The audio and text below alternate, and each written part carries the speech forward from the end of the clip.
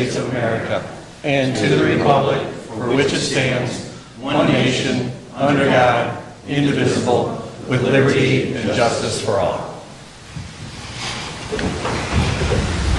All right, everyone, welcome. We're going to start off with our city council meeting tonight.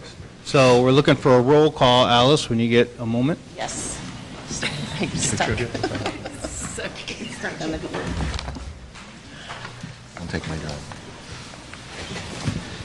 Alderman Petrakos. Present. Alderman Cappadona. Here. Alderman Gologly. Here. Alderman Smith. Here. Alderman Dustin. Here. Alderman Vandermeer. Here. Alderman Parada. Here. And Alderwoman Bartleson. Here. Be present, neighbors. All right, Pastor Lou Wold is here. Open us in a prayer.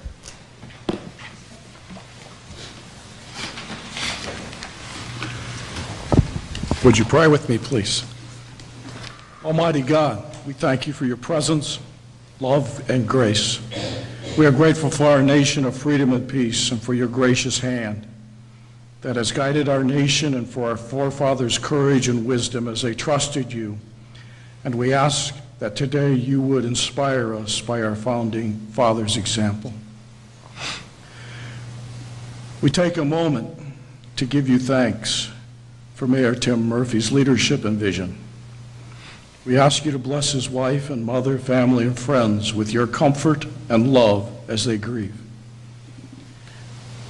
We give thanks to those who have served Lockport for the past several years and are now leaving office. May your blessing be with them and their families. To those to whom you have entrusted the leadership of Lockport, give a desire to seek your will and follow your direction. May the riches of your blessing be upon the mayor, our city clerk, city council members, their spouses and families. Give to all our leaders your vision for Lockport to be a city of light, the wisdom to accomplish it and the strength to cross the bridges of progress as they work together to help solve the challenges within our city with wisdom and unity. We give thanks for all of our city staff and employees. Bless each of them, their families. For our law enforcement personnel, firefighters and paramedics, bless them and their families. May they return home safely after every shift. We also ask you to protect our schools from any acts of violence. As a new council assembles, we ask you that it would be a time of coming together with the new members and those currently serving. And our mayor, help them in every decision. We ask for your help for them to have friendly relationships with one another and all the citizens of our city. Help them to have the courtesy to one another and fellow citizens within our city that comes from the one who taught us in everything, do to others as you would have them do to you. Grant us the ability to hear one another with understanding and a willingness to see other points of view and the wisdom to know which is the best direction to go. Help us to remember that you have sworn to us what is good. You have shown us what is good and what you require of us to do justly and love mercy and walk humbly with our God. We ask you as a people that we may humble ourselves before you and seek your will for our lives and for our city. Help us in our city to work as never before to strengthen our families and to give our children hope and moral foundation for the future. May our desire be to serve you in doing and serving one another. We pray this in the name of Almighty God. Amen. Amen. Amen. Thank you, Luke. All right, my friends. Looking to have a consent agenda tonight. Can I have a motion? I'll make that motion. Second. All right, Bob, seconded by Brian. You guys getting it all in before you go? Is that it? That's it. Might as well. Okay. All in favor for that? Aye. All right, so on tonight's consent agenda is the April 19th regular city council meeting minutes, the committee of the whole meeting minutes from the same date, payroll period ending April 23rd, our various bills, proposal for preliminary services related to the establishment of the quiet zone, and renewal and amendment number 2 of the intergovernmental agreement with for operating the recycling center. There's surplus property, which was Resolution 17049. Request for additional funding for the Lockport Police Station out of the forfeiture funds. And then there was the PZ case 2017-01, which was the preliminary plans for the multi-tenant building, lot number 5, which will be the Panera Bread, and an unnamed tenant at the time. So we're looking for a motion to approve our consent agenda. Make that motion. All right, Joanne, seconded by Brian. Can I have a roll call, Alice? Yes. Alderman Petracos? Yes. Alderman Capadona? Yes. Alderman Giloglu? I vote yes on all items on the consent agenda, except those that involve my employer, and on that item, and in this case, item 4, paying of various bills, I abstain. Thank you. Alderman Smith? Yes. Alderman Deskin? Yes. Alderman Vanderveer? Yes. Alderman Perretta? Yes. Alderwoman Bartleson? Yes. 8 yeas, except for item 4. All right. Next, we need to appoint Joe Piper on the police pension board. Joe, are you here tonight? I don't even know if you came out tonight. That's all right. So I'm looking for a motion to put Joe on there. I'll make the motion. I'll second. Darren, seconded by JR. Did I get that right, or no? No, Bob. Bob officially seconded. Yes, we got to get Bob in there, so as much as possible. This is officially a vacancy from Gordon McCluskey retiring, so. So Joe will take that spot. Is this a roll call, Tommy, or can we just do? That is a voice vote is fine on that one. Okay, so all in favor? Aye. Any nays? Okay. Next, we're going to make a motion to reappoint Terry Lemming as our chief of police. I'll make that motion. Second. Brian, seconded by Chris Capadona. And again, just looking for a yay or nay on that. Yeas? Any yeas? Yay. Favor? All right. Chief, you've done a great job. We really do. Yeah, he was sweating a little bit. I told him to pause for dramatic effect. You didn't ask. Yeah. You didn't ask for nays. Hold on. Yeah, right. Nays? No, you've done a really good job here for us all, Chief. We appreciate. Good job, Terry. All right. And then, before we go on, I want to take a little bit of time here to acknowledge the aldermen here who are going to be moving on, and Alice, of course. And so it's, I'm going to go down to the podium actually for this, so. No, I'm going to do it under my mayor's report. You can do anything you want. It's the mayor. We'll use my signature anyway. Well, I know you guys still have some work to do, but before, you get soft, I wanted to just say thank you, Brian, Bob, and Chris Capadona, for all that you guys have done and working with you, and then, of course, Alice. When I came on board, Brian and Bob were, our senior councilmen, and I relied a lot on you guys for advice and help and understanding of past issues. Without that knowledge base, really would have been lost. And so I want to say thank you so much to all that you've done. And Alice, I've gotten to know you over the last 4 years, was just a pleasure. And, all that the clerk does, it's one of those jobs a lot of people don't know about and what's entailed, but it's a lot of work. And I appreciate all the time and effort you've put in for that position. And then Chris, you've just been fantastic. We're really going to miss your skill set. Having a lawyer on the council and what you've done with HR, and so much behind the scenes stuff that nobody has any idea about. When working with the Lockport Heights and Bonnie Bray situations and trying to get all that ironed out, I would really have been lost without your expertise. And so I want to thank you for that as well. If you guys don't mind, come down. I'd like to present you with some things. Come on. Come on. Flowers. Dun, dun, dun, dun. Not the box of peanuts. Well, first, for Brian Smith. Brian, is an appreciation to the dedication of your service at the Second Ward from 2005 to 2017. Thank you so much for everything, man. I'm really going to miss you. Thank you.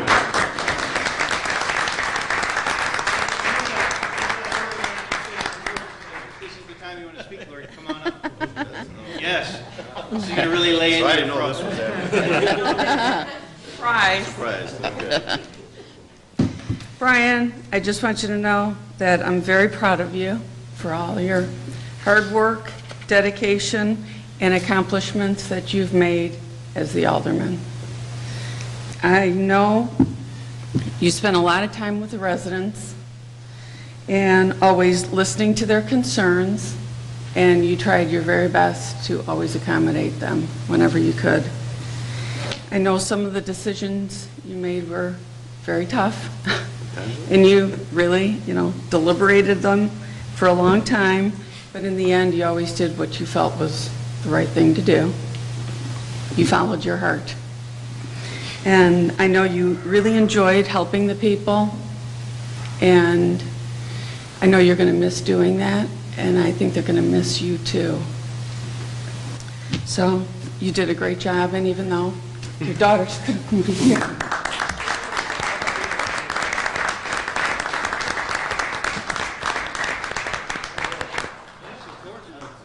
Yes, please. Well, I just-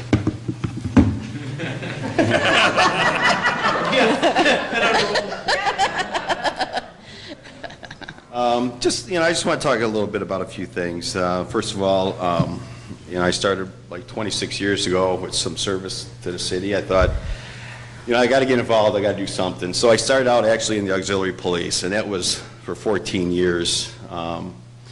Really enjoyed that. That was a really good experience to know the city, drive a few streets here and there, obviously, right, Terry, and to learn about the residents, know what's going on in town, see different people. So I really enjoyed that. So from there, I ran for alderman, and again, that was for 12 years. I enjoyed that too. So together, the 26 years, it flew by. It really did. So do you contribute that to being busy or enjoying it? I think it's both. For me. So again, I'd like to say thanks to my family supporting me. I could not have done it without them. As you see, my wife Lori has been a true asset for those years. So Lori, would you please stand? But you already did. So that was part of it. So, but again, I'd like to thank the residents of the second ward for their support too. I couldn't have ran 3 elections.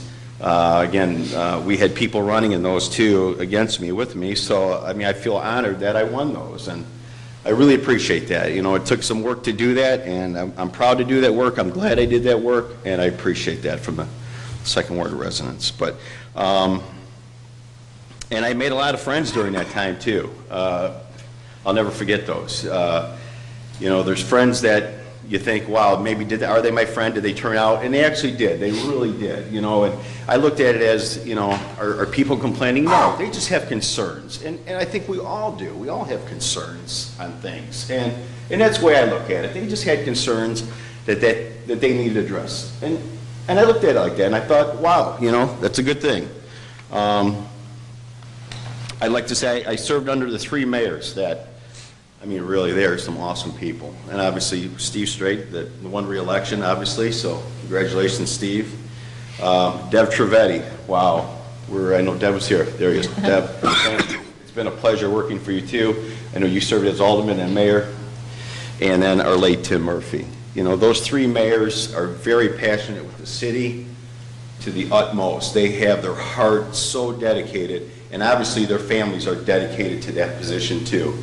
Again, thank you for all that. That's a lot behind the scenes that we really don't see every day, so I thank you for all that. Please, yeah.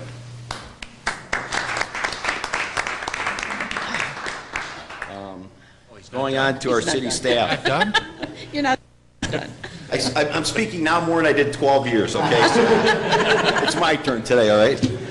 But I'd like to thank our city staff. Our city staff is what makes the council tick, okay?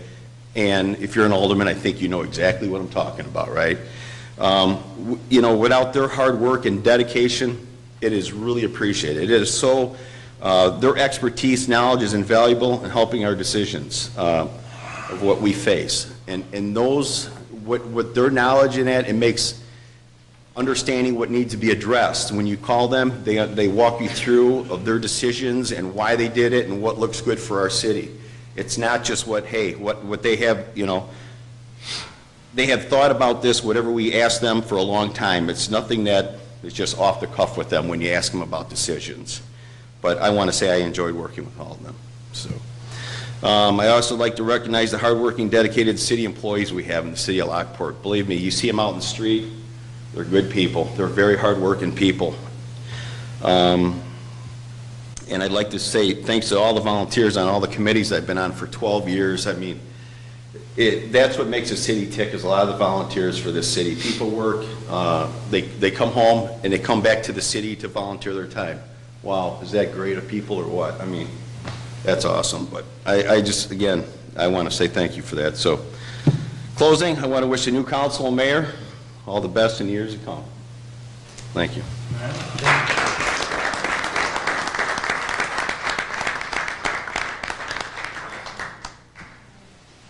Stay up here, though, if you don't mind. Yeah. Next, I want to say thank you to Chris Capadona, his service from 2013 to 2017. Again, Chris, I can't thank you enough for your skill set. I'm really going to miss it, man. All right. I don't know if you have a big speech, too, but... No.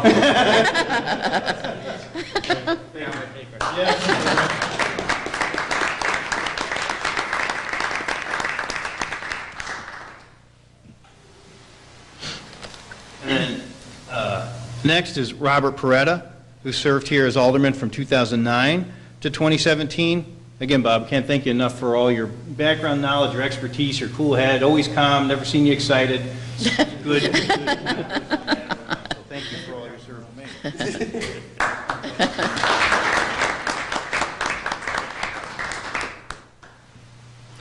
Thank you, Mayor, City Council, staff. It's been a pleasure working with all of you.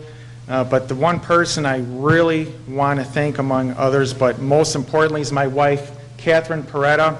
Catherine Peretta is the inspiration that really has enabled me to do what I do day in and day out. I was just telling Pam a little bit earlier, just the mere fact she's able to take care of my schedule and put that all together enables me to do what I do in the city with Humana, the company that I work for, and of course everything that we do as a family. So Catherine, thank you very much. I love you. And a quick story, 8 years ago, I always tease my family. They were in Florida when I was being sworn in. It was a long story, but it was something that we planned a year in advance. I didn't know I was going to get elected and that kind of thing. So very appreciative of all the hard work that you've done over the years. I'd like to say thank you to all the residents. You've been so special and kind to me over the years, and all the wisdom that I heard from the residents. I learned a lot, a tremendous amount of information from all the residents, and this has just been very inspirational for me to not only work with the staff, Mayor Streit and Mayor Trivedi. I learned so much from all of you, and thank you very much. And then I have my in-laws, my brother-in-law, I call him MacGyver. He's able to fix things like you wouldn't believe. A quick story about Mr. MacGyver here is when he was 16, he put together a little fuel line issue I was having with an old car that I had at the time. He got this part from out of nowhere, and I go to Richard, I go, "You're just like MacGyver." And he goes, "Who's MacGyver?" So he's a little bit younger. But what I've done for the last 8 years is like a dream come true for me when I was a little kid. I always wanted to be an elected official. I don't know what in what capacity. And it goes right back to Catherine Peretta to enable that for me and really be my strength and my rock. Some advice I like to give to younger people: keep your focus, God, family, country. If you have that in order, God, you have that in order, and then your family in order, and everything else will fall into the place. Country, for me, is what I've done over the last 8 years. It's really just tremendous, just thinking back. I moved here in 2003, and 2004, I was president of my association for 2 years, and then from there, 4 years on a 33C school board, and then the last 8 years. So pretty much the whole time I've been here in Lockport has been volunteering in one capacity or another, and that just goes back to the residents who really embrace me, and I just really appreciate it. It's such an honor to be able to do what I've been able to do for the last, 14 years. So thank you very much to all of you. I think the next City Council is going to be just as great, if not even better. And it's going to be an interesting dynamic. We're going to have 4 women up in the city council, so that'll provide some additional insights, from the women perspective. So thank you very much, and again, thank you to Mayor Trivedi and then Mayor Strike for all you guys done for the last 8 years for the city of Lockport. Thank you.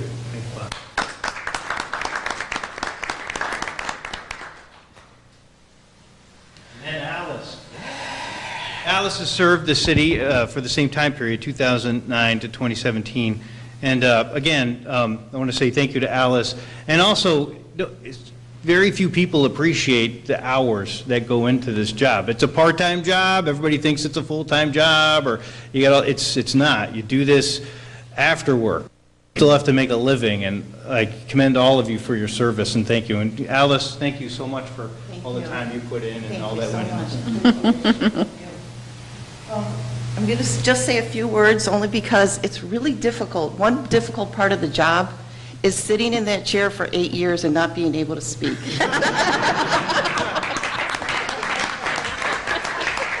Especially for a woman. Although I have to say that my listening skills have completely improved. So, first of all, I'd like to thank Mayor Dev Trivedi because he was the first person I met when I moved here. He just came knocking at my door one day, just wanted to introduce himself as the alderman. Had no idea who he was, and he came back again a couple of times, and I think I said, if you need any help with anything, and then he came to my door and said, do you want to run for city clerk? I said, great idea. I'm like, okay.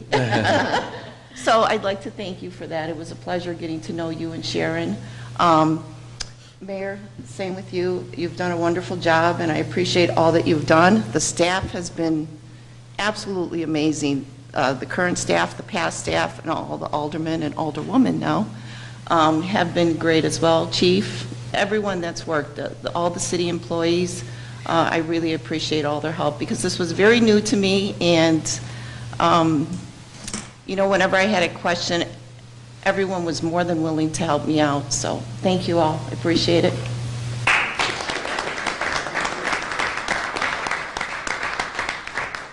And, I asked Deb and Sharon to come out tonight, and if you two don't mind, if you'd please come up to the podium. One of the, and you've heard it tonight from those who've served for a long time. Dev's name came up and Sharon's name came up as well.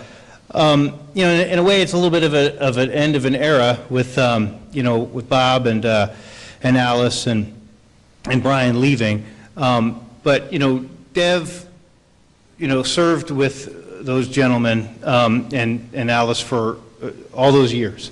And I wanted to acknowledge all the great things that you did and the fruits that we still are receiving from your hard work, Dev. I mean, there was, your We Care community initiatives are still inspirational and still make us think about how we affect the community. The developments that happened while you were here, your leadership through those times was just really great, and I want to thank you for that publicly. And I wanted to just give an opportunity for, if you don't mind, I'd love to have a picture with with the crew. So come on over here, you guys. And I really want to say thanks, Dave. Appreciate it. Could you get a picture of the old guard there? I think you guys deserve your own picture, actually, because Chris, get over there. Mr. Shy now.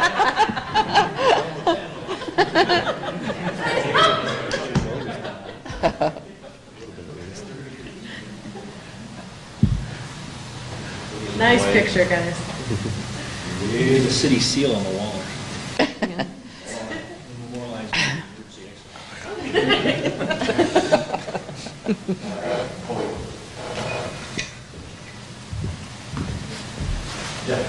Thanks, Joe. Thank you. Right on, thank you, sir. Again, thanks, Deb. Thanks for everything. Thank you, Mayor. One more picture. One more photo. Always late. You got that right. Great, thank you. Thanks, Joe.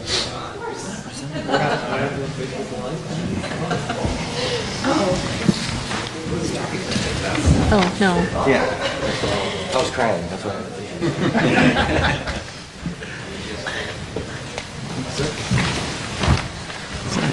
Well, thank you for, Mayor, can we share some comments? what's that? Can I Oh, share yes, some yes, please. We're still on Mayor's comments. Please, go ahead. I didn't know what format we were going to take for this, but I'd just like to take a minute just to to say a few comments about some of the outgoing aldermen. Frankly, it's been a pleasure working with all of you. First, Chris, I know you only served one term. It's funny, the mayor said that Chris did a lot of things that people kind of behind the scenes or people don't know about, the public doesn't know about. The reality is it's most of the things that nobody else wanted to do. Chris, when you talk about some of the things that Chris did, God bless Chris for taking this stuff on.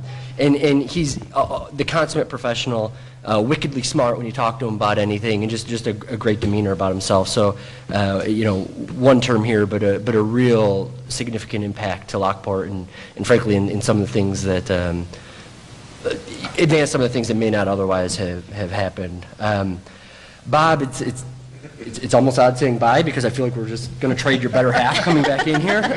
So we probably upgraded Paredes, but Bob is leaving, and I agree 100% with that. You have to agree. Yep. Bob is leaving, and I think the mayor summed it up really well. Bob is always level-headed, very in tune with the residents, and just a great steward of the community. Right? I think most people know or see Bob and the Paretta family at Lockport events. Right?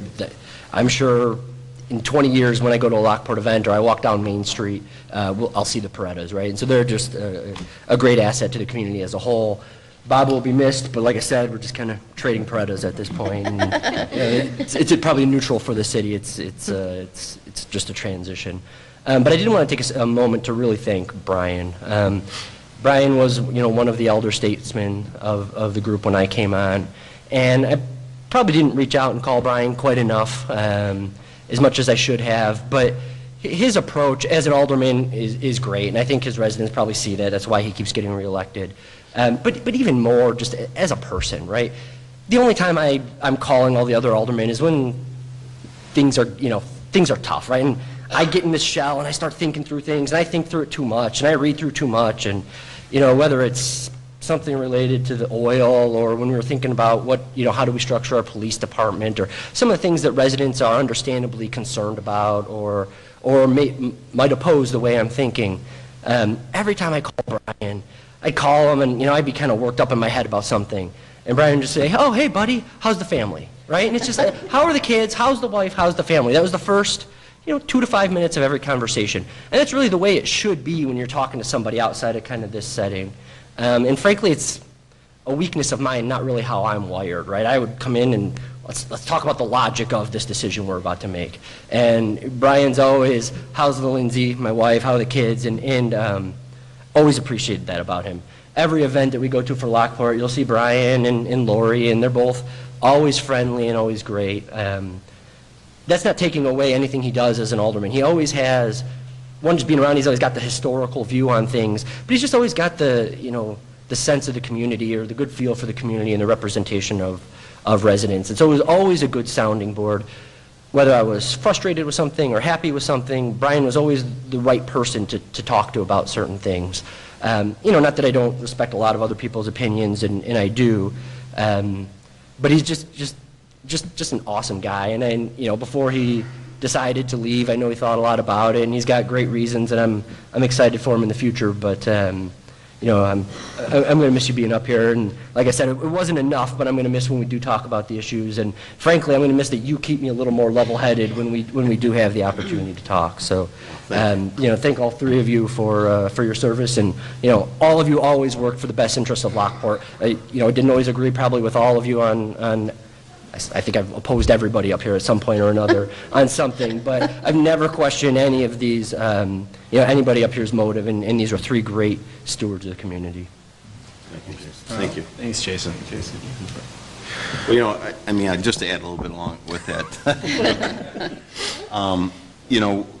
as you sit here on the council and you look and you just look down the rows and you think, okay, what's everybody's forte as they come to the table, right? And it all comes together. It's just funny how that, because you may call a certain guy on something that hey, he's good at this or something like that. So I think that's what's good about the council, that everybody knows a little bit about something.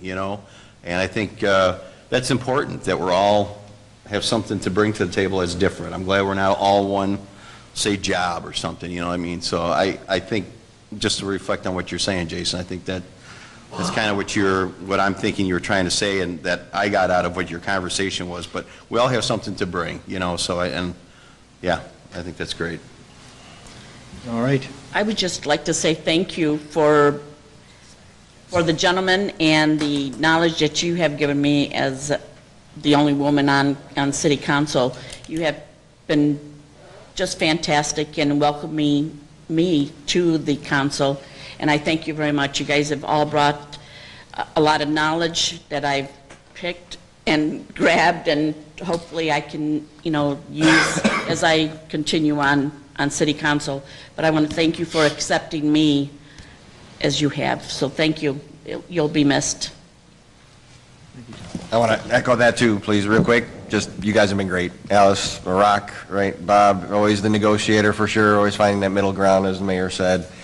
Brian, definitely, he's the one that calms everyone down. He has that. And Chris, in the same ward, right? He's the one that I always get to lean on the most, and I get to push him. As I keep saying, he's a senior on the sophomore.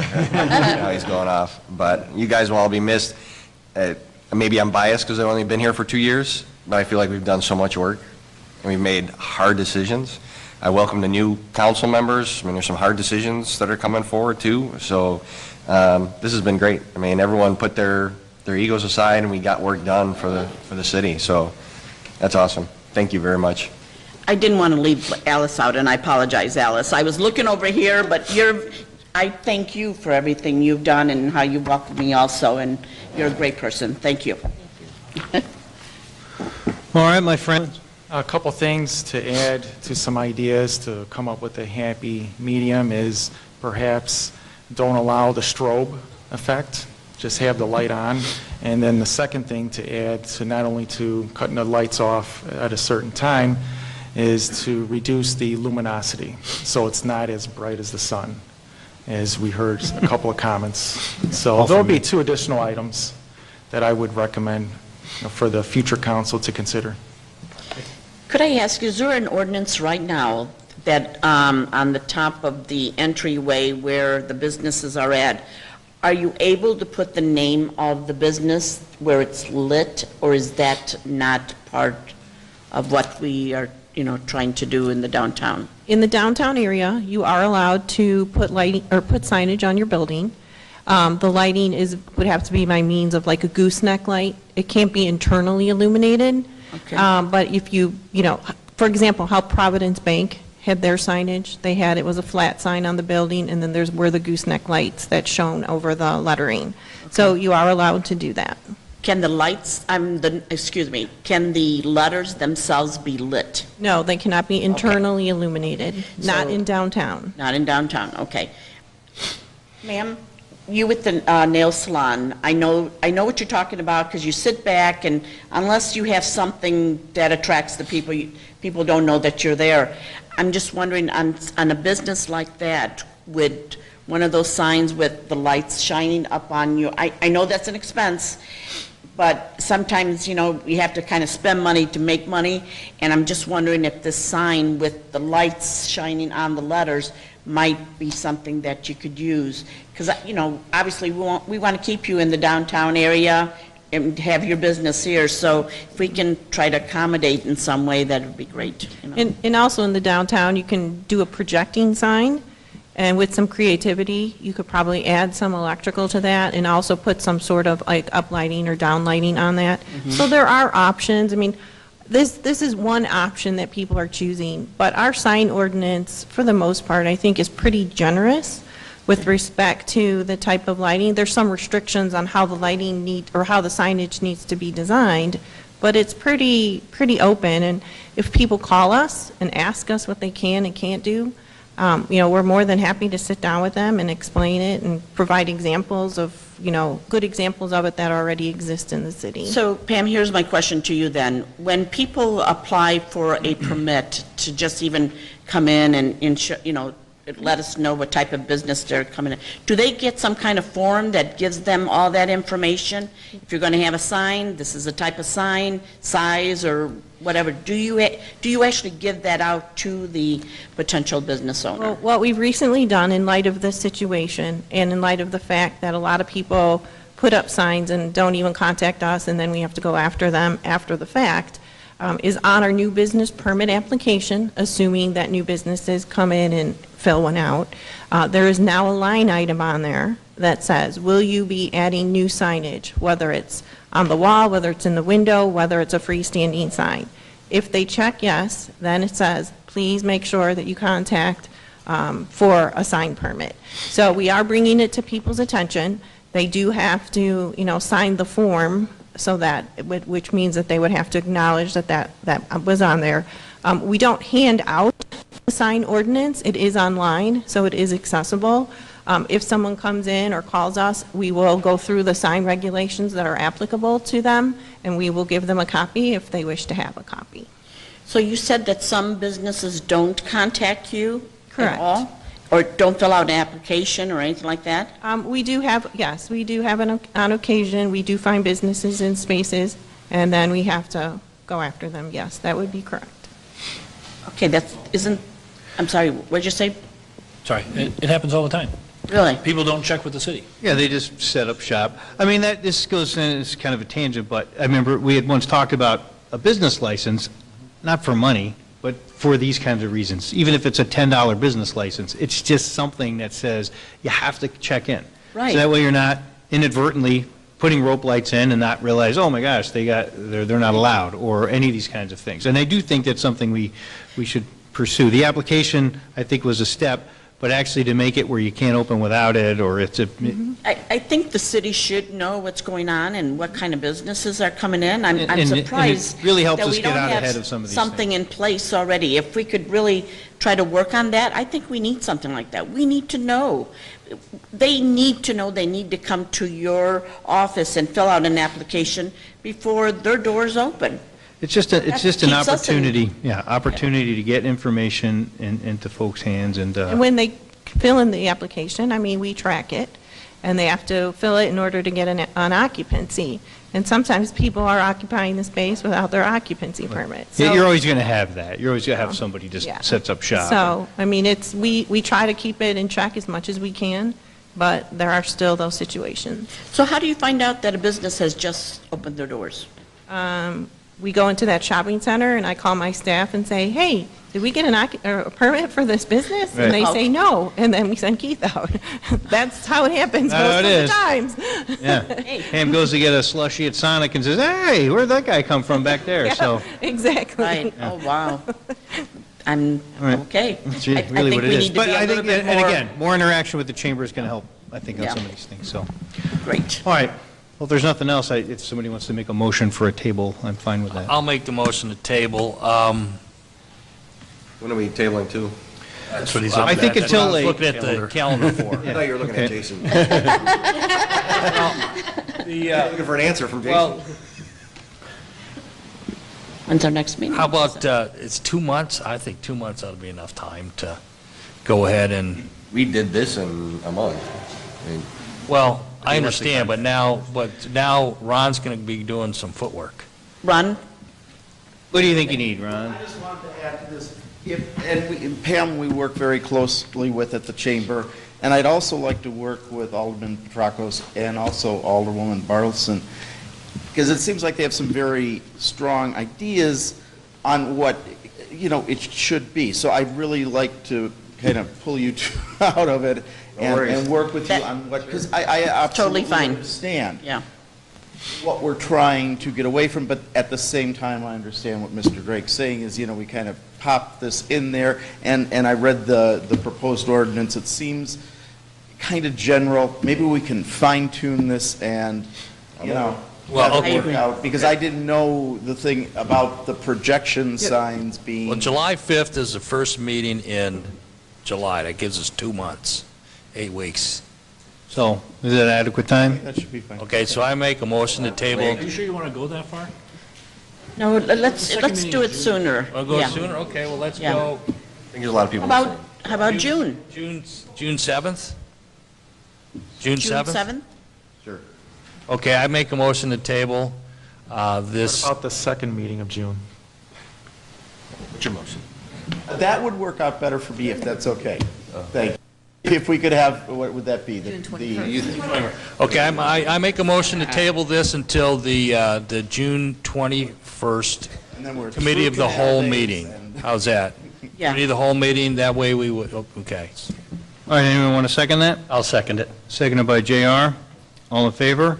Aye. Any nays? Okay. All right, my friends, let's move on to city engineer, ED1. Good evening, Mayor. Good evening, Council. I do have one item on the agenda this evening, and this is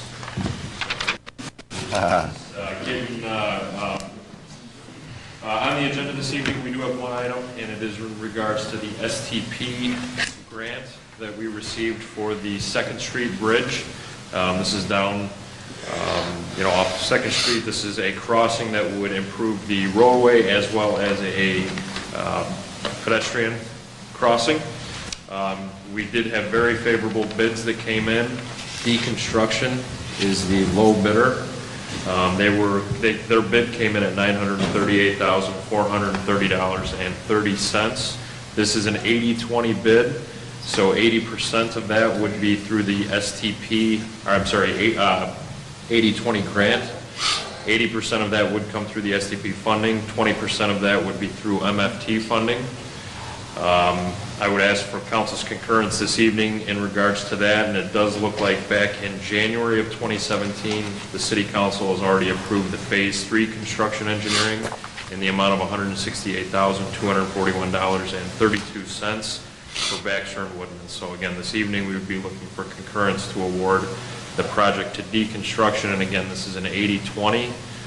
The bids did come in, again, about $400,000 lower than the engineer's estimate. Any questions? I would be glad to take those. Well, sure, let me make a motion to approve. I'll make a motion. Second? JR, seconded by Joanne. This is Bob's last chance to make a motion. And you guys pounced, you guys, I got a couple in. yeah, Favor just caught, man. So when's construction start on this? Well, we have to go through the award process, so this will start that. It will take a few months to get through the IDOT process of contacting them, getting everything back. So I would anticipate, I would anticipate probably 8 weeks from now is when we would have a construction pre-con meeting, and then we would be moving forward from there. So, okay, what's that? Maybe mid to late July. Okay. Give or take. Okay. Any other questions, concerns? Yeah, Brent, IDOT reviews all these bids, right, and the quantities, all that stuff. They do all the review of the contractor and... That is correct. What they do is they take a look at the bids, and before they send them and before they give us an apparent low bidder, they will review these for anything that's out of the ordinary, any, penny bids, anything that just sticks out of the ordinary, high or low. So yes, they do review these. Any feeling on, these are great numbers, but is that competitive? We've seen a lot of construction numbers going higher, not lower. Is this just the estimates a little bit off, or do you think we're just getting competitive for this project alone? This is a little bit early in the season, which is always great. I always feel like earlier in the season you're going to get better numbers. As far as the estimate goes, I think we were probably a little high on the estimate to be this far off. Typically, you don't quite see that. But again, very favorable bids. So. Yeah, and 80-20, that's great. So even lower means our 20% is lower too. So correct. I'm all for it. That's great. All right, anything else? Alice, can you do your last roll call? Yes, sir. Alderman Petrakos? Ooh, yes. Alderman Capidono? Yes. Alderman Galugly? Yes. Alderman Smith? Yes. Alderman Deskin? Yes. Alderman Vandermeer? Yes. Alderman Peretta? Yes. And Alderwoman Bartleson? Yes. 8 yeas, motion carried. Yeah. All right, very good. Do you have any new business before we get to the swearing at ceremony? I got a quick question. Julie, did you finish your homework? Yeah, good. Awesome. I don't have to deal with it when I get home. Mayor, I did have the report for liaison, but I'm going to hold off and we'll do it the next yeah. meeting. Yeah. That's when we do it anyway, so that's Okay. fine. Very good. And Brian found another speech. I found apparently. another speech, yep.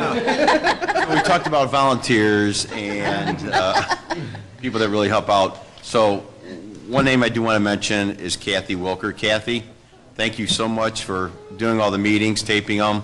You see the top of her head. Yeah. Over that. Kathy. She's sinking down. Hey! I don't know how many meetings you missed, Kathy. Probably in one hand I can count them in my 12 years. So thank you for that, and your dedication to this is appreciated. Just take a drink. All right, very good. So who handles the swearing in? How does this work? Hey, Bob, do you want your, Yeah, you're not close going to mention Lockport Love, or you can let Catherine handle that? I was going to have Catherine Okay. say a few words about that.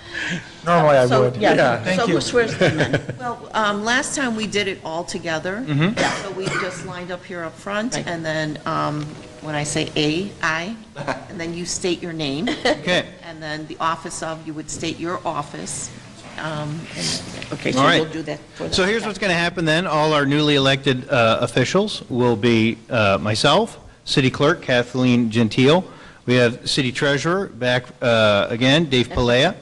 We've got Renee Saban is going to be here for the Ward 1, Christine Bergbauer for Ward 2, Darren Deskin, and Catherine Peretta for Ward 4. So why don't we all come up to the front and we'll do our swearing in. Let me take pictures again. Still have mine. Do I have to move chairs? Oh, really? Yeah, you're all going to shift. Do you have it like in an office or I something? have a bookcase in my home. Yeah. Kind of like Catherine. Yeah. This will go here then. Oh, my God.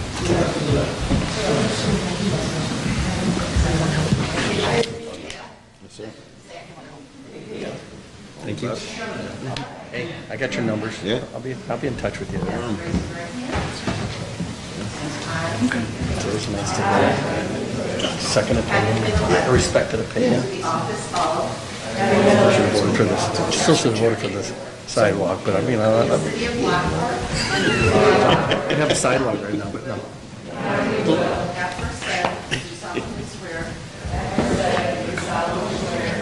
That I will support the Constitution of the United States. And the Constitution of the State of Illinois. And that I will faithfully discharge the duties of the office of. To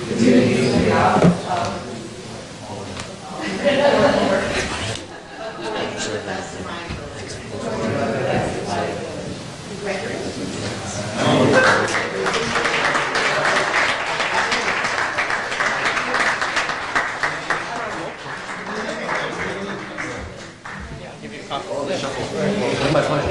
Congratulations. Okay, I get to move over. Mayor doesn't know what he's got himself into. Somebody nudge him. Here comes Big Daddy. Hold on, buddy. Big Daddy is coming over. You guys are always good guys, man. Thank you, sir. Appreciate it. Oh, always. Thanks for this. No problem.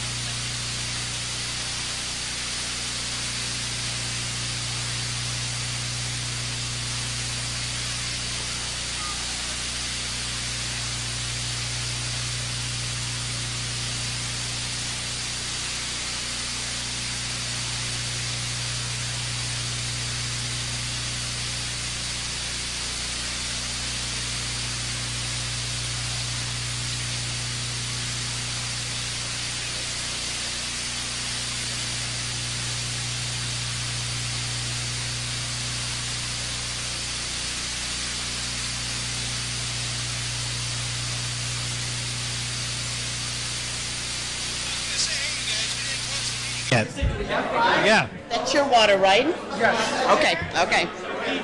Yeah. Mine's got lipstick I'm on going to do it it. right now. Hey, Brian and Bob, we need to close our meeting, sorry. We're here. I need a motion to adjourn city council. I'll make that motion. Ryan, you want a second? Second. Seconded by Brian, and motion made by Bob Peretta. All in favor? Aye. Okay. All right, why don't we just take a few? Yeah, take 5.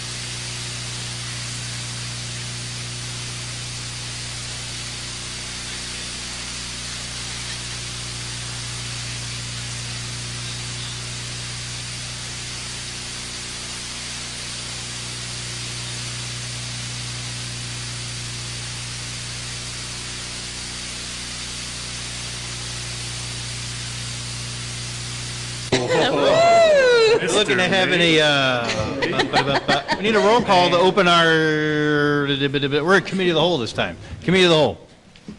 So lay it on us. Can you do a roll call, please? Roll call. Peretta? Present. That's right, I'm looking over here. We all are like... Alderwoman Bartleson? Here? Eskin? Here. Vandermeer? Here. Oh, you're reversed. Galogly? I'm here, yes. Okay, Burbauer. I want the respect of being called Alderman Galogly, Alderman please. Burbauer, Thank you. Alderman Petracos? Traco. Petracco? Present. Alderman Saban? Here. We'll get it. All present. They don't feel bad. Everybody called me Street for the first 6 months. I still do something. Alderman Street. Yeah. So, well, everyone, welcome. Truly, look forward to working with the new council. And you know, one thing I want to say, just give a couple bits of not advice necessarily, is Wisdom. just some insight. Yeah, a little bit of wisdom. It's don't worry if you don't know what is being talked about.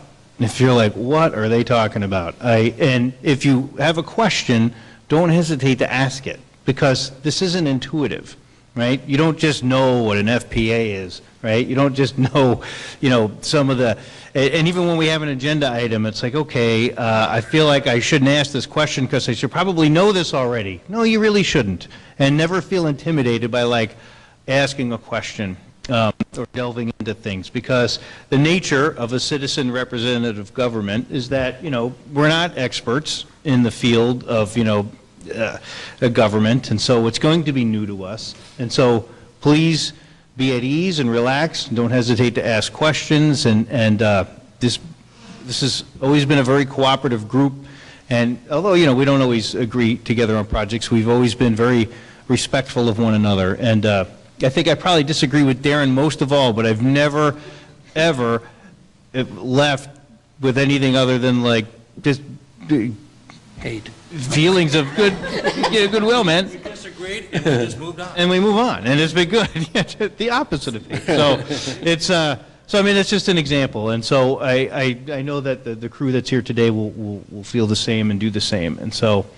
Just, those are my words to share with you guys, so. And Mr. Mayor, I wish you would have said that when I was on this morning. Thank you. I said, You talk about me. Joanne, do not screw up when you're here, Right, yeah. exactly. Mercy. No, that's very nice. All right, so liaison reports. And we'll talk a little bit about this as we move on. For you new folks, is that we usually have some assignments that we do, and in this case, you know, we have some liaisons. I know Joanne had something she wanted to speak about with her liaison report. Is that true? That is correct. All right, lay it on. I thought I was going to wait till the next meeting, not meaning this meeting, but that's okay. I just wanted to bring up, due to the fact that we do have a pretty, you know, new council.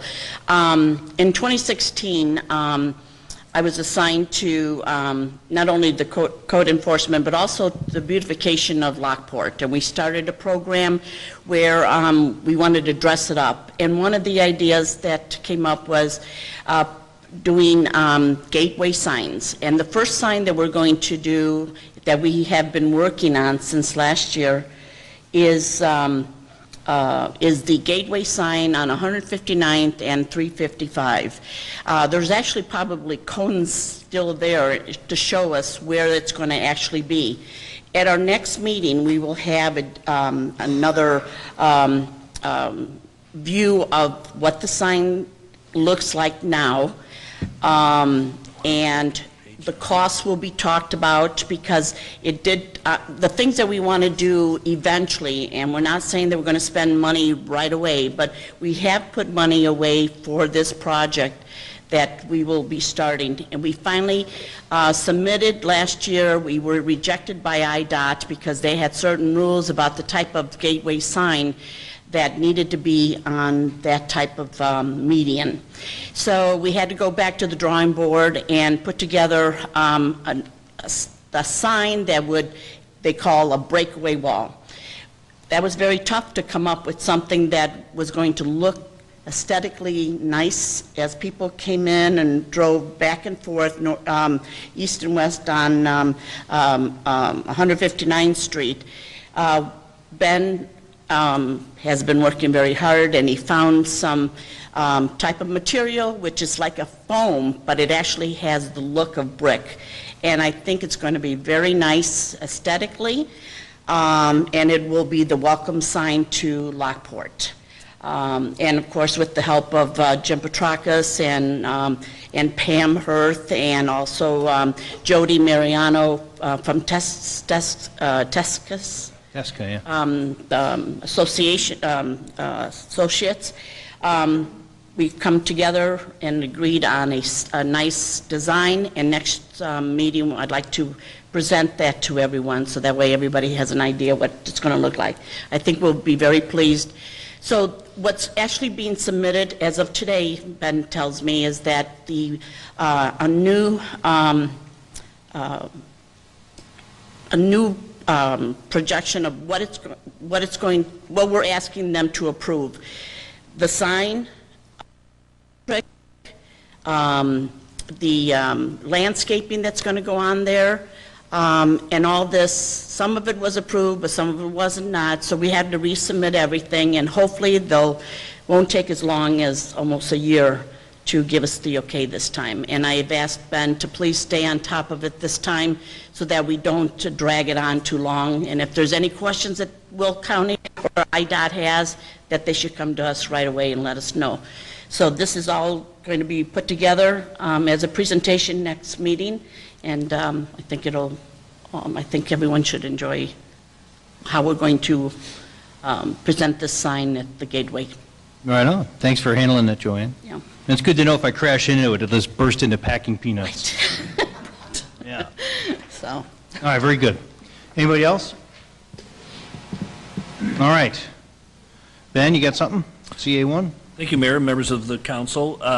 CA1 is really, we obviously welcome all the new elected officials. We have been emailing them and calling them, and had them attend Lockport University to try to get to know the city and the operations and the staff a little bit and how things work. We're also going to have a kind of a bus tour, and we've had a few of the folks sign up. We will be posting a special meeting. It's already on our website because there'll be more than 3 of you. But we plan to meet here at City Hall at 9:30 on Saturday, May 6th. We'll do a brief roll call and presentation by the mayor, and then we'll jump on the bus and take the new elected officials to some of the development areas, and I think some of the existing officials have signed up as well. And we'll kind of talk and show you a little bit about what's been occurring here for the last few years. So we'll have that again. It's already posted here at City Hall. It'll be on our website, and just wanted to mention it and welcome you, and we'll look forward to working with you. All righty. What else you got? Okay, CA2 is, as we have elected officials change over from time to time, and we have different people serve in different capacities, not only with the council, but also with the Planning and Zoning Board, we'd like to welcome an opportunity to have some training where we'll have a professional come in, Michael Hoffman from Tesca & Associates. He's their vice president from their Plainfield office, and he can come in and talk a little bit about the do's and don'ts in regards to planning, governing processes for elected bodies. This would be, my proposal would be to have a joint meeting with the planning and zoning members and the council, so we'll have to set up a future date if you're willing to do this. The costs are about $1,000, but actually we're in the process, we've made an application for a grant to even cover those costs. We should hopefully know that in the near future. But I think it's valuable and important to do even if we don't get the grant to cover the cost, but I think we will. And so I guess what I'm looking for tonight is just kind of permission to move forward with that idea and concept, to work in the planning and zoning members' calendars and set a special meeting.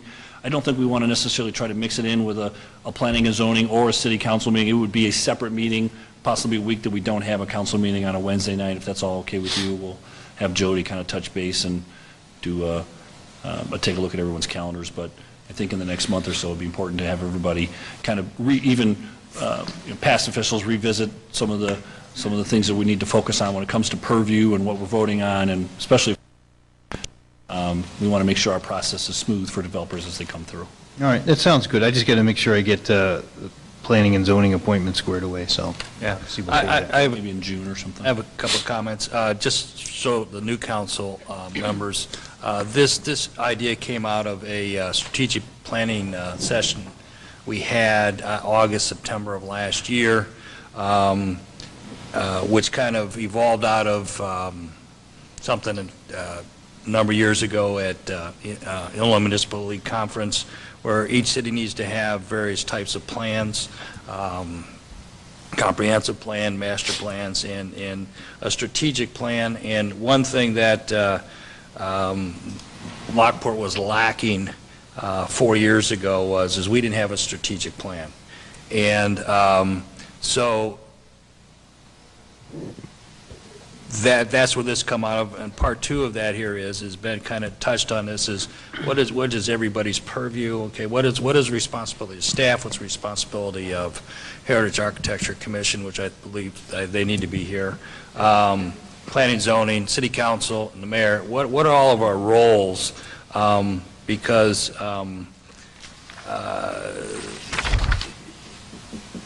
things could work a whole lot better than they are, and they've been really working well for the past 4 years. But I think we can improve on this, and this is kind of like where this is coming from. And it's going to be extremely beneficial for all of us when we meet this. Just so we can clarify, this is TESCA's for a planner, so this is more based on Correct. the comprehensive plan, development coming in, looking at that stuff, not Well, everyday yeah. stuff that the city council's doing. So everyone's got the same, we're on the same page. Yeah. It's more about a project, a developer coming through, understanding process, urban planning, so forth, and going forward. Okay. All right, sounds good. I mean, we need no action on this. You just let me know. No, I just want to make sure. And just, we're going to do it, the fourth Wednesday of every month is a time when, because we meet the first and third, planning commission meets the second, and so. Might be the fourth Wednesday in June then, maybe. Yeah. I think we would need to reappoint some planning and zoning members in the May 17th meeting, and then we can get their calendars in Illinois to June. All right, very good. Okay, thank you. The next item, we have a couple items coming up in regards to sidewalks. The first one, CA3, is a proposal for a public sidewalk on 163rd Street in front of the Panduit property. Panduit has been in the process of redesigning and constructing part of their development on the side there. I have actually been in conversations with them separately in regards to the missing sidewalk when we were talking about Exeter last year. One of their VPs was open to the idea and dialogue in regards to including the replacement of some of this public walk that was never put in when they came in 1989, that they would put it in as part of their project for their reconstruction. They've already engineered it. I have our engineering staff reviewing it, making sure we don't have any utility conflicts or anything in the right-of-way. Part of the proposal is they would build this, and we have looked at a model of a 50-50 program. We have that available. We don't have a 50-50 program necessarily for businesses. We thought this was a unique situation where we could kind of emulate that idea and concept. We do get money from developers from time to time about putting money towards sidewalks and programs that are available this year. So basically, we've been going back and forth with Panduit, and we've made it to the point where they're asking me for a letter of intent on what the city would be willing to do or not do. And so I've included in your packet probably a little bit too much of information. A lot of the packet information was about their overall project, but there is some aerials that show there is a missing sidewalk basically between the Walmart and the Exeter property across the Panduit. The topography there goes up and down a little bit. It is more challenging just a regular sidewalk. The estimate that they have put together was almost $100,000. It'd be $99,809. We have been in conversations of treating this like a half and half, 50-50 program. I'm looking for the authority to enter into an agreement with them or send them a letter that we can bring an agreement back once both parties agree that we would be willing to split the program with the money not to exceed $60,000. So just in case as this evolves and once engineering has a chance to really go through this, that if there's any tweaks we need to do, we have the funding ready to go to keep things moving on their timeline. All right, questions, comments? Everybody remembers, so Exeter, and when it first came in, was Tandis. right? Tandem, yes. Tandem, we said, back then, said, you know what, instead, in lieu of a sidewalk that went nowhere, right, because Panduit didn't have anything, and then going west, or going east had nothing, we said, just give us the dollars and cents, and we'll parlay it into another project. Tandem then bought the farmhouse that was right next to it, and then extended their property, so he said, you know what, at this point, let's just put in sidewalks, let's have the developer put in the sidewalks, and I want to commend Ben for, when he was talking about it, saying, okay, we should do this. It is a sidewalk that goes nowhere right now. We got to fill in those pieces. And he went and actually got out of his car and went and talked to the people at Panduit. And I thought it was great. And the guy's like, yeah, absolutely, love to have it. You know, there's kids everywhere and doing it, get them on the sidewalk. Now it's evolved into they're doing a bigger project that's there and the new sidewalk. So I think it's an awesome project for this and for us to contribute to and connect different parts. I do ask that, I think for the residents, we ask for a specific bid just for their stretch. So I think this, because it's part of a bigger project for them, that somehow they have to break that actual numbers out on their bid forms. And Brent, I would ask that you see that the bid form is actually broken out that way, and so you can actually see the pricing for it. But I think this is a great project to connect it. All right. Anybody else? Well, what exactly is Panduit? They're expanding, or? They're redoing their entrance. The asphalt's really been deteriorating. They're going to be coming in to fill their permits out, and they've been doing their engineering, and as part of their project, when we were talking to them, they decided to pre-engineer the sidewalk as well. We had residents complain about their drive, their side drive, that was so filled with potholes, they can hear the trucks every morning. And those are residents in Karen Spring. So I called them up, and they're like, we agree, we're working on it, we're going to do it in conjunction with the sidewalk. So it was a great thing. Okay. What do you need from us, Ben? I think I've heard it, that some willingness to allow me to send a letter. I'll work with Tom, and we'll talk to them about, yes, we'd be willing to enter into an agreement with you for up to $60,000 towards this walk. We will continue to go through this design and make sure the bid is going to be separated out.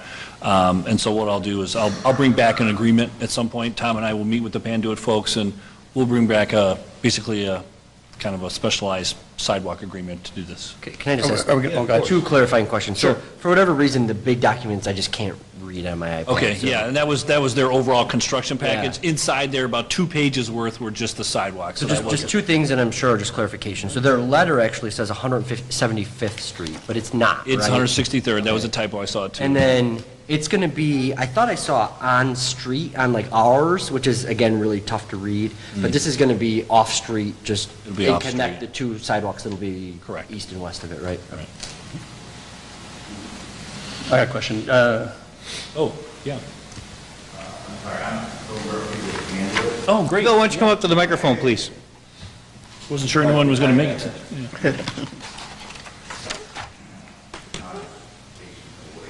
Yeah, thank you. But I just want to say, if you needed more information on the cost breakout, I brought that with me, so Ben, I great. can leave that with you. That'd be wonderful. Okay? And just to clarify, that sidewalk design is based on us having to replat to add roughly 10 feet of right-of-way. Okay. So that puts the sidewalk at a better elevation to keep the cost down, and also then it ends up on public property.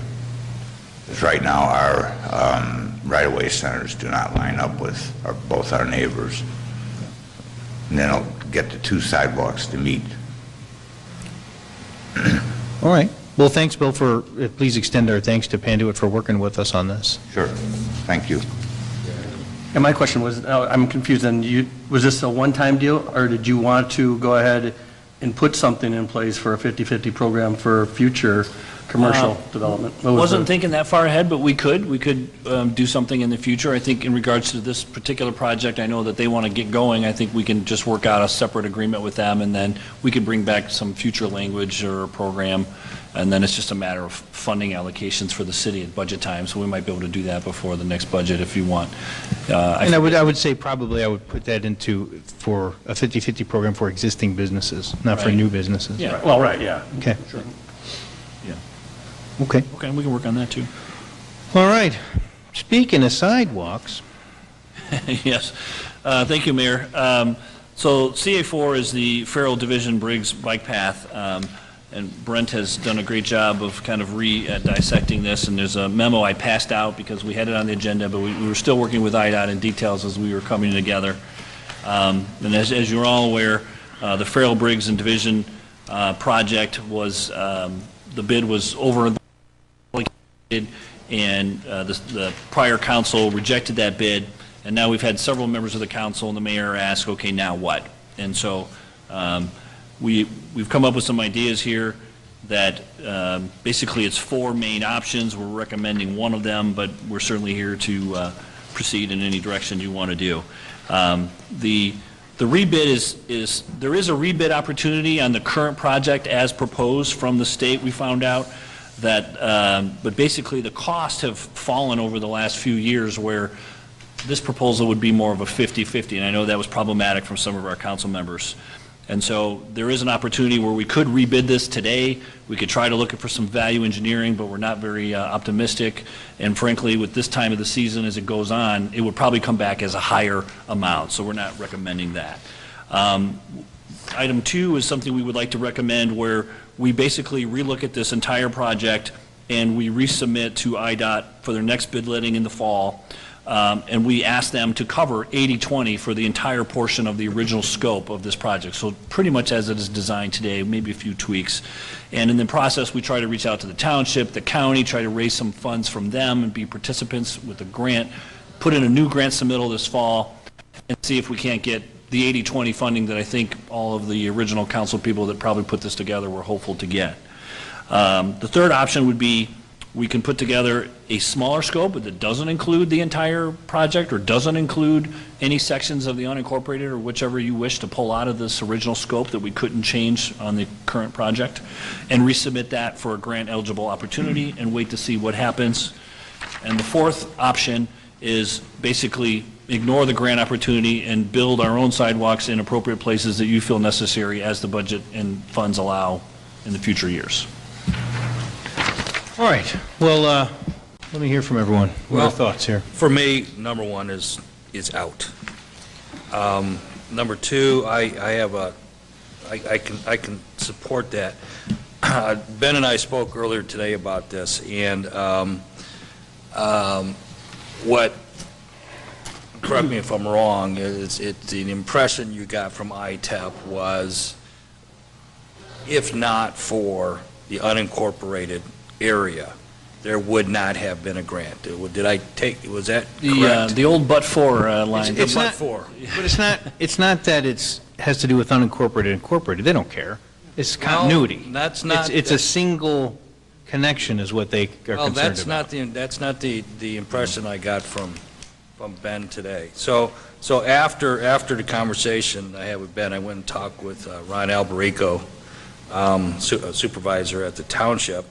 They're all for it, okay? But he brought up a question. He says he doesn't even know if that is in their purview, okay? Which then takes me back to February when we had the IGA from intergovernmental agreement with Will County, and the township wasn't included in that, okay? So the question is, even though it's an unincorporated Lockport Township, and then would the township even have any say-so in the matter or any? And then he also said is within their budgeting process, they have no funding set aside for any type of sidewalks, okay? So, but then the thought was, well, if there is an intergovernmental agreement, possibly with the township, county, and in the city, that may be more favorable to get closer to the 80%, and the cost of, approximately $800,000. It went from, $400,000, $800,000 in 7 years. That maybe we can get closer to the $650,000 to $675,000, which is the 80%. If we can do that, I can support that, okay? But I can't support a penny less than 80%, because once again, we would be putting a sidewalk on property that we have absolutely positively no authority to do so. So if we can do 2, that would be great. That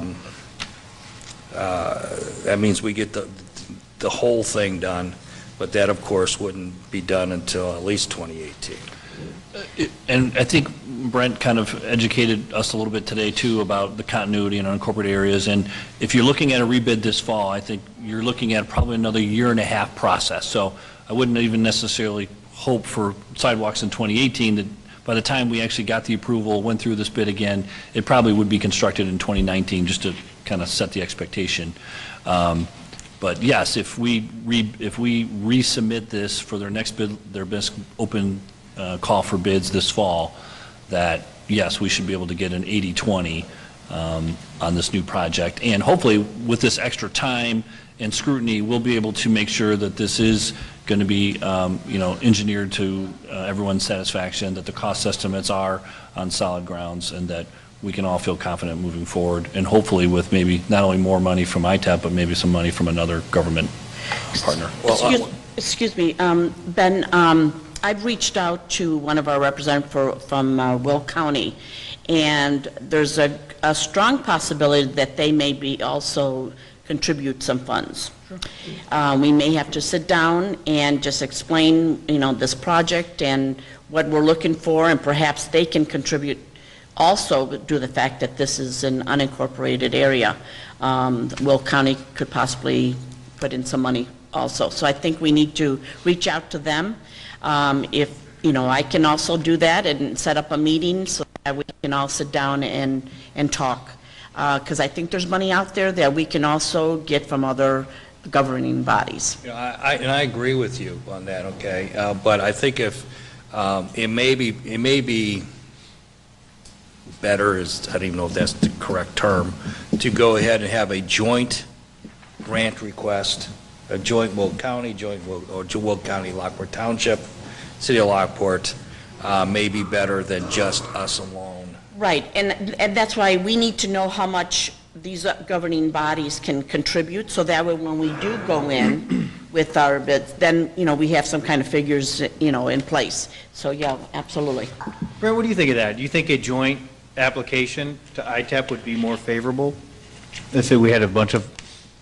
I do, and the reason being is it looks as, I don't want to say it looks as though, because you are impacting more agencies, but you have more agencies that they can kind of check off the list. And again, that's going to sound wrong, but the more people that they can help. So if you have 3 applicants on there, if you have same with if we were going to do an application with an adjoining city or community, by putting both on there, you're kind of killing 2 birds with 1 stone. Okay. So yeah, because absolutely it would get us more.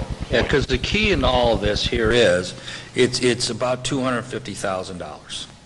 Okay, if we can get $250,000 more dollars in grant money, all right, that takes us to the 80% of the whatever cost it is, $800,000, $850,000, whatever the cost was a couple of months ago. That's something I can support, but we have to get that $250,000 more dollars. I don't want to take a big step back because I understand there was quite a few discussions already on this, so I don't want to take a huge step back. But just so everybody understands the ITEP process, when you apply, you're applying for a project. They don't pick and choose the percentages, how much. It's 80-20. Our misstep, I'll say, several years ago was we did not request the correct amount of money. Essentially, is what happened. Again, not to take giant steps back, but if we would have requested $850,000 at that point, they're saying yes or no to the project. The cost obviously is a major portion, but they don't come back and say we're going to give you only 50%. They give you 80%. Their grant is 80%. And so what occurred was we had an estimate of cost that we went in with. We told them here's how much we want. They said, great project, here's your money.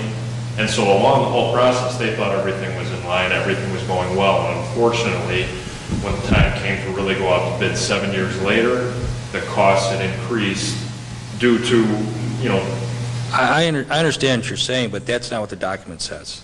If you go back and look at the August 2010 document, what it says is the 80% is requested up to $416,000, but the $800,000 for the total project it's on that paper dated August or September, October, whatever it was, 2010. Okay, so which. And I think and again, I'm kind of trying to fill in and understand everything as well. I think what that initial cost was, we did not, and again, please, step in and help me out here. Well, nobody's here in the room that was part of any of that stuff. The engineering initially, we were going to do in-house, and so there was a couple $100,000, about $220,000 of the project was initially going to be done in-house. The phase 1, the phase 2, and the phase 3.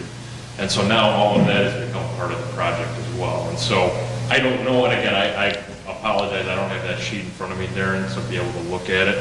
But I do know that the initial estimate was $570,000 for construction. And the 80% of that 570 is what we were given. And so I think phase 1, phase 2, phase 3 are all application eligible. So really what we should have done is looked at the construction, phase 1, phase 2, and phase 3, and lumped it all into one and said, here's the $2 amount we're looking for. Can we have 80% of that? So again, I apologize, I don't have that sheet in front of me to go back on. Okay.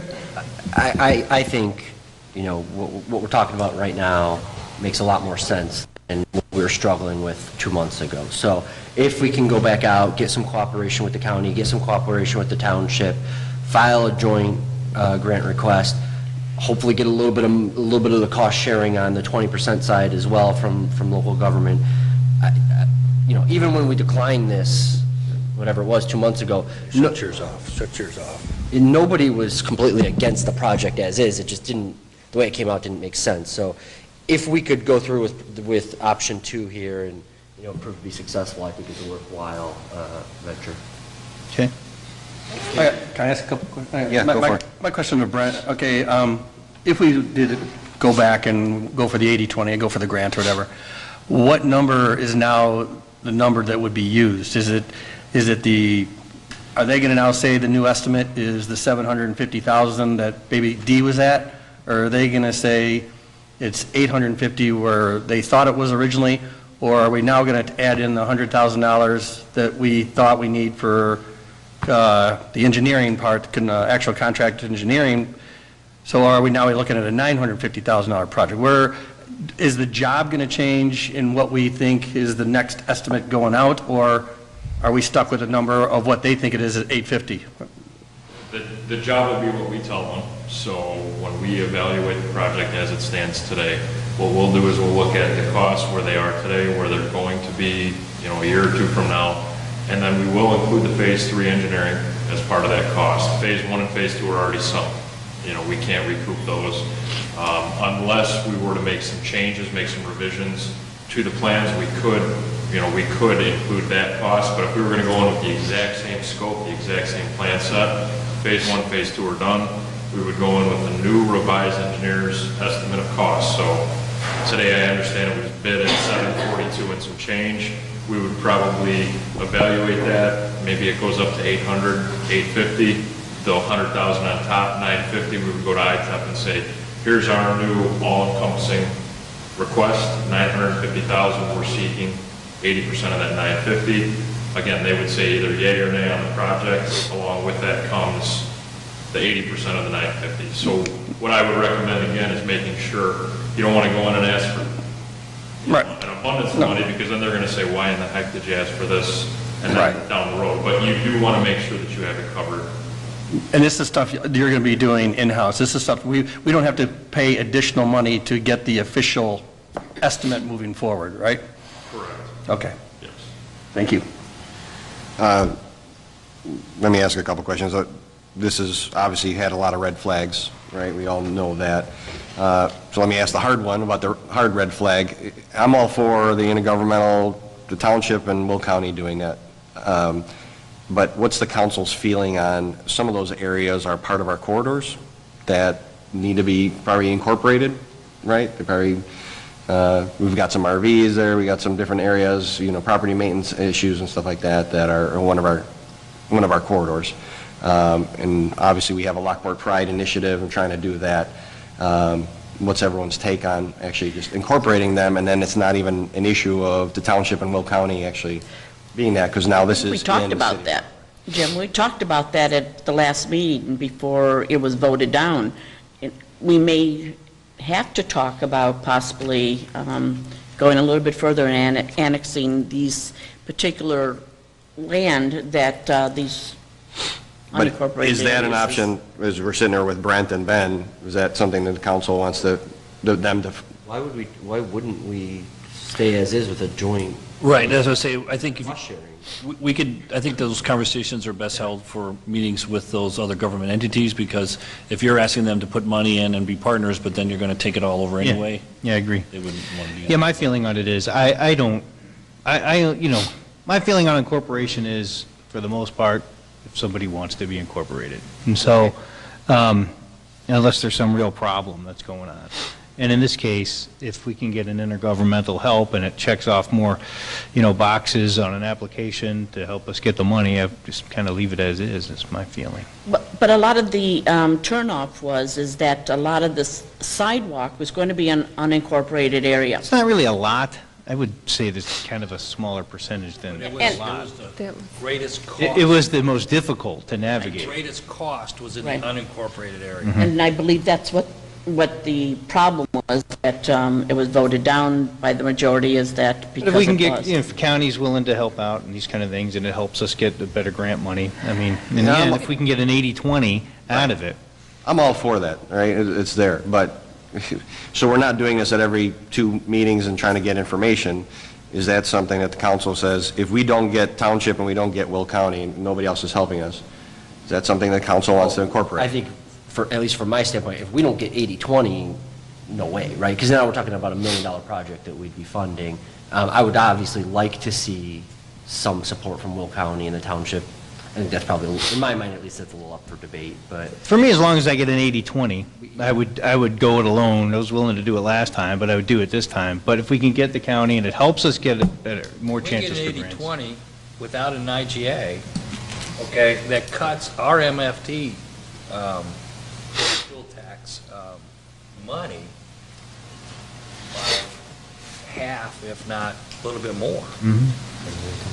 But, to the point of the most difficult part of the engineering and construction is actually in the unincorporated part, it would be nice to get a little bit of relief for some of those costs as well. Well, I think first step is, We won't send know that to be assembled till fall, so we can, reach out to county and see how this plays out. Can I ask a quick question? What would be the amount that you're looking for the unincorporated part? Since I'm not up to par on that. Just since that was brought up, how much are you looking for to make, how much of the project was unincorporated? Sure. If a percentage-wise, even if it were, 15% of it was, but it was 30% of the cost. I'm just throwing numbers out. Was it like 300,000, I wouldn't want to just 100,000? throw out numbers at the moment. Okay. I think I'm just- we want to research kind of how much linear feet that is and Yeah. all of the, and then if the new project, once we reevaluate it, if it's 900 and then the percentage, I mean, we would statistically have a ratio that would make some sense as to the ask, and it may end up being $100,000 we ask, it may only be 50,000, I don't know at this point. But So, I think, yeah, we can I think we iron that out. need to kind of do some more homework before we, put that out there, and then go have a meeting with the county and then ask them for what you all feel is an appropriate amount at that time. Once you know what the rebid project would be, what we're asking IDOT for, then the 20% is 200,000. Do we put in 100 and then township and county both put in 50 or whatever it ends up being? But at this point, without having those numbers and spreadsheets in front of us and crunching those. So how would that work then? Because county has different meeting times. They're meeting on a Thursday, this many times a month. I would We're start with meeting the every staff. other Wednesday. No, If you've got a time frame on a bid, I'm just curious how that process could work. The staff would meet with their staff, and we would bring you a proposal when it was ready to be discussed.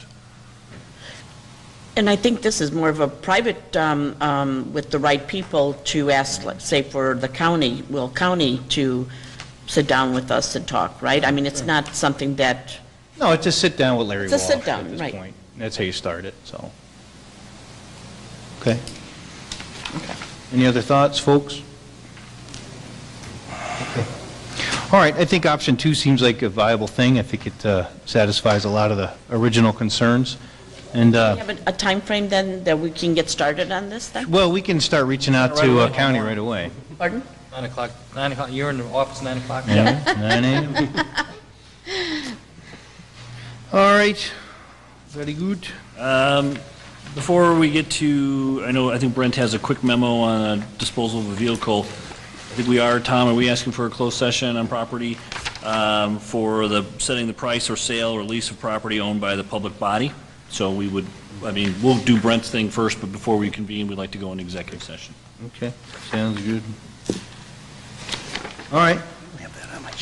Yeah, it's not on the sheet, man. No executive session for you. Page 2, item 6. But it was in there. What?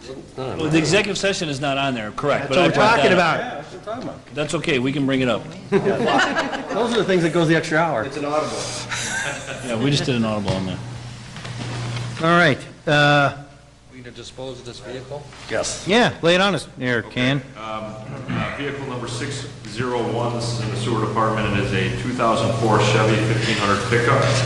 The item has 236,800 miles on it. Since 2012, October of 2012, we've expended $7,300 on maintaining it. About 2 weeks ago, Rusty came to me and showed me the problems. And here we've also got a memo in here from him. The truck is in rough condition. Rocker panels are rusted. The fuel lines, which this would kind of kick it over the edge. The fuel lines are leaking above the transmission onto the exhaust. And that was the thing that really kicked us over. Again, brake lines are also badly rusted. Repairs would be more than the truck is worth. At this point, we are asking for that truck for council to allow us to declare for salvage and disposal, and then also we'll come back to you at budget time whether or not this is going to be an ask for a replacement or if it will need to be replaced. But at this point, it's just again just declare salvage. All right. Any questions, comments on that? You guys all right with putting that on a consent agenda item for next meeting? Fine. All right. All right. I guess that concludes your first meeting. Was it fun? Was it all you hoped for? Yeah. We come back. Oh, yeah, this is where it really gets interesting. All right, so we're looking for a motion to adjourn into an executive session. Wait, I want to make a... Oh, sorry, Captain has some new business. Yes, yes, yes. Just a reminder that this Friday is Lockport Love's Candlelight Bowl. So it's coming up. We have over 100 bowlers that I know of, unless you have a total count. 145 bowlers, and we are probably over 30. Yeah, JR and his wife is coming. Joanne and her husband. Jared I'm just looks like coming. a bowler. Ben's coming with his wife, so if you guys would like to come on out. And we've got at least, I don't know, at least 35 baskets maybe coming up. Maybe more, because they've been coming in. So a lot of great raffle items coming in. So it should be a fun night. So again, Strike and Spare? It's at Strike and Spare. It is $30 a person and $50 a couple. You can pay at the door. Okay. And then if you can't come this Friday, I would like to promote our golf outing also for Lockport Love. That'll be August 11th. So you could plan for that too. That will be at Broken Arrow Golf Club. And so I know some of you guys like to golf, so please come out there and do not break any windows, because then I will get those calls. Well, then I will keep it at the police and also promote their Lockport Police Benevolent Fund golf outing, which is Friday, June 9th, also at Broken Arrow. But that fills up quickly, and it might be filled already, but And you get great shirts with that one. Yes, and it's also a nice event to support, so. You do. You got a whole closet of them. Very good. Anything else on new business, folks? Oh, by the way, just an FYI, the Chens have leased out a new user. So the Chen's family, well, they'll still own the property, It'll be, what's the name of the company again? The company is Golf Visions. Golf Visions is a well-known company that operates about 20 golf courses in the Chicago area and outside of Illinois. We've already met with the owner of the company. He's coming in on Tuesday for a transfer of the liquor license, and it seems like he's got some good plans as far as upgrading the course and the facility. So, that's pretty cool information, so. All right, then if nothing else, looking for a motion to adjourn into a... Mr. Mayor, if I may help with that, we need a motion to go into closed session under exemption 2C6, which is to set the price for the sale of city-owned property, and also 2C1, which is for the employment of a specific employee. For the new council members, we do require a roll call vote anytime we go into closed session. So I'll make that motion. Second. Motion by Darren, seconded by Mr. Vandermeer. Can I have a roll call, Kathy? Yes, you can. Alderwoman Saban? Yes. Alderman Petrakos? Yes. Alderwoman Verbauer? Yes. Alderman Galogly? Yes. Alderman Vandermeer? Yes. Alderman Deskin? Yes. Alderwoman Bartleson? Yes. Alderwoman Perez?